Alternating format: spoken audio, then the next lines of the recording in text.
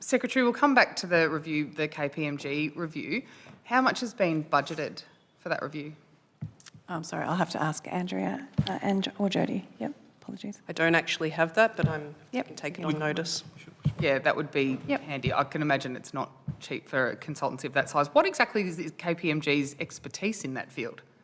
So KPMG have extensive expertise in the youth justice space. They've actually delivered reviews across a number of jurisdictions. Most recently, they delivered the review in Tasmania and supported the re-establishment and re-envisioning of that system. So they have a number of consultants who have themselves previously worked in the justice system, as well as deep expertise in research. So a major component of the KPMG review is a deep dive literature review to consider not just what's working in Australia, but what's working around the world. So with that cross-jurisdiction and wide knowledge, they'll be able to advise on new programs, or they're also looking at new programs. Is that part of the scope of the review?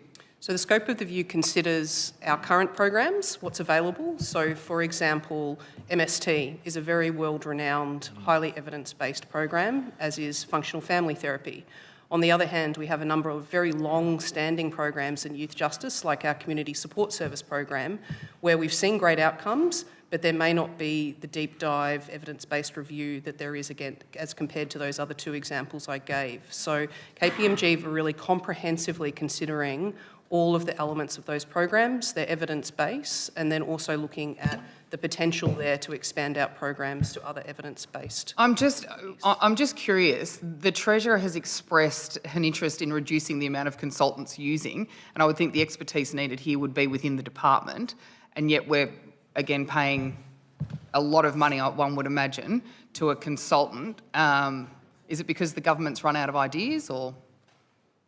The government has absolutely not run out of ideas. We have lots of ideas. I think it's really important for us to be able to take stock and understand those ideas in the context of broader understanding of what's happening in other jurisdictions. Ms. Beanham, I think you'd appreciate it's always good to have an external review as well, because obviously internal, you can be trapped in group think, obviously I think we've got the people at the table are well read, but it's always good to have an outside perspective. So I think it's valuable. There is a role for people externally to look in. We have strong oversight. So we already have existing mechanisms where oversight bodies give us feedback all the time, and we welcome that. Whether that be, we have independent commissioners in the youth space, we have ombudsman, we have VAJO, we have WorkSafe.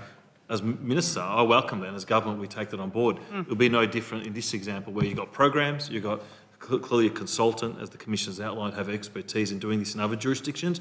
I think that's a positive, that we're open as a government, open as a department, that we welcome people to come have a look and give us honest feedback.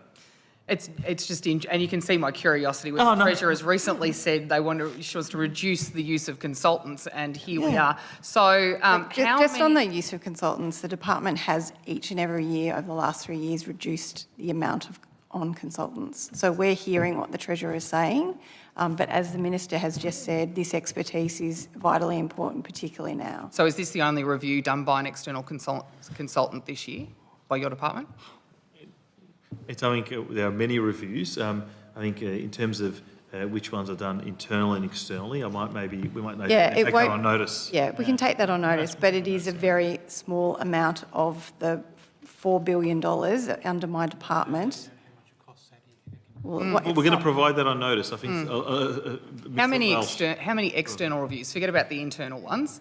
How many external reviews will be done this year into youth justice? In youth justice specifically, I think we can provide that on notice. Yeah. Like I said, I think we're very open in providing that, and we can provide the dollar amount as well. I don't see an issue with that. I think like I said, a lot of the work and reviews are done internally, and ironically, when we do them internally, we get sometimes criticised by the opposition by saying, that's an internal review. But so there are times when external expertise, I think, it plays an important role. How many within the department are looking at youth justice specifically? Yeah, I think we can take that on notice. It's a very specific question. So, how many external reviews in terms of contractors? Another important element to the KPMG review, which really arguably we can't do ourselves, is the independent research piece that they're doing as a dedicated piece of ethically endorsed research to consult both with our staff, but also with young people to be able to get their feedback in relation to the programs, how they're working for them, their perspectives on them, as well as the program providers themselves. So there's also an element to it that independence is really critical for that to be a formal research project. There's been some cuts to certain early intervention programs, though, and in the regions as well, having first-hand knowledge in a few. Empower is one that comes to mind with proven outcomes. There's another one, the Embedded Youth Outreach Program, previously funded at 7.37 over 4 years. Given the program's proven 9% reduction in reoffending, why is the government not significantly funding these programs that already have outcomes? Yeah, I know the program you're mentioning, Ms. Benham. I do know some of that falls into Minister for Police, because in crime prevention, on community safety. So youth justice is when people are already under youth justice order or in a custodial setting, and we do that work. The program you're specifically referring to is probably one for the Minister for Police. The embedded youth outreach? Yep. Okay. Yes, So I think- early and you'll have an opportunity to ask him, because he'll be...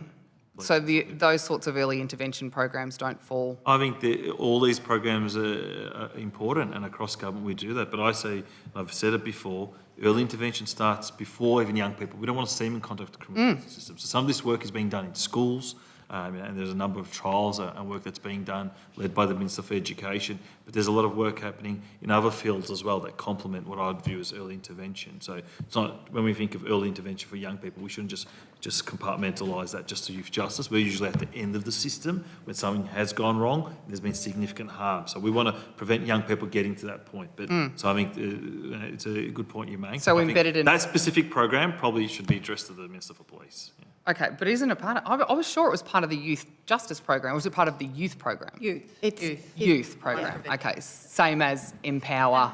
Yeah, and the referral pathway. Apologies. Come in that way. Okay. We're going to go straight to Mr. Galea.